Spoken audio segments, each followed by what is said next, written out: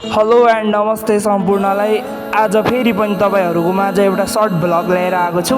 So आज Sunday थियो, सन्डेमा चाहिँ छुट्टी हुन्छ, बाँकी काम चाहिँ के कामहरूको चाहिँ हुँदैन। सो म चाहिँ बिहान सन्डेको दिन 4:45मा उठ्छु।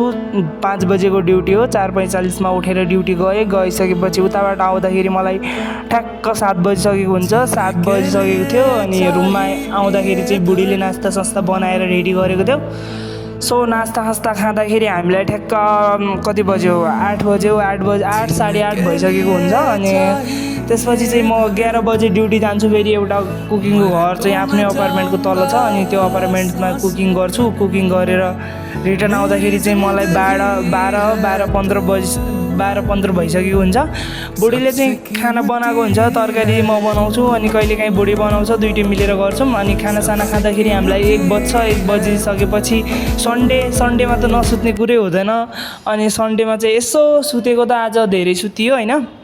5 बजे, साढे 5 बजे यस्तो निन्द खुल्यो। फेरि आज मैले बिहान गार्डन धुने काम चाहिँ गरेको थिएन, सन्डे चाहिँ पछि गर्छु भन्ने हिसाबले मैले चाहिँ गार्डन धुन गएँ। गार्डन झाडो पोचा गरेँ। फेरि गार्डन आज राम्रोसँग धोएँ कि धेरै फोहोर भएको थिएन, अनि अलिअलि भएको थियो। तैपनि मैले धुने काम गर्छु, सफा नै मनपर्छ मलाई कुनै चिज पनि होइन। धोइसकेपछि चाहिँ बुढीले तल रुमसुम सफा गर्दै थियो। सो म माथि आएर गार्डन साधन धोइसकेपछि यसो देखाएँ होइन गार्डन पुरै। सो म चाहिँ रुममा गइसक्दासम्म बुढीले पनि पुरा रुम चिट्ट बनाएको थियो। यति नै आजको ब्लग। बाई बाई है सबैजनालाई।